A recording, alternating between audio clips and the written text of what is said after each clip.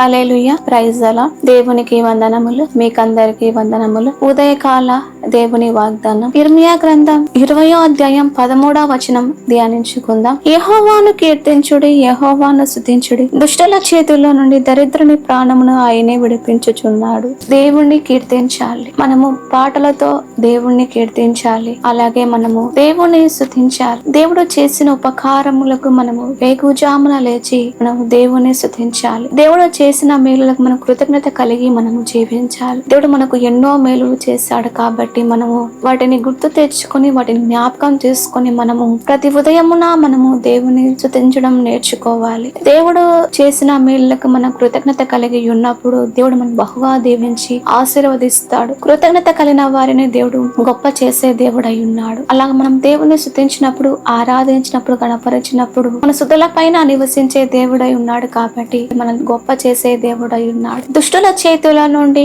మనల్ని ప్రాణాలని కాపాడే దేవుడై ఉన్నాడు. మన పైన ఎంతో మంది పన్నాగాలు వేస్తూ, కుట్రలు వేస్తూ మనకు కీడు చేయాలని మన పైన ఎంతో మంది వ్యతిరేకంగా వస్తున్నప్పటికీ అటువంటి దుష్టుల చేతుల నుండి కాపాడే దేవుడై ఉన్నాడు. దేవుడు చూస్తున్నాడు కాబట్టి దేవుని బిడ్డల పైన దేవుడు కాపుదల ఉండాలి. దేవుని బిడ్డల పైన వ్యతిరేకంగా దుష్టులు చేసే పన్నాగాలు దేవుని బిడ్డలకు ఏ హాని కలగకుండా, ఏ అపాయం కలగకుండా దేవుడి కాపుదల, దేవుని దూతల కాపుదల ఉంచి కాపాడుతాడు. దరిద్రుల ప్రాణమును విడిపించి దేవుడు కాపాడుతాడు. దేవుడి వాగ్దానం నెరవేర్చును గాక. ఆమేన్. ప్రార్థన. పరిశుద్ధుడా తండ్రి, స్తోత్రాల ప్రభా. యేసయ్యా, నేను స్తుతించినప్పుడు, నేను కీర్తించినప్పుడు తండ్రి దుష్ట చేతులను మమ్మల్ని కాపాడే దేవుడవు తండ్రి, నీకు స్తోత్రాలు. మీరే తోడుగా ఉండి సహాయము చేయమని యేసు నామములో ప్రార్థిస్తున్నాము తండ్రి.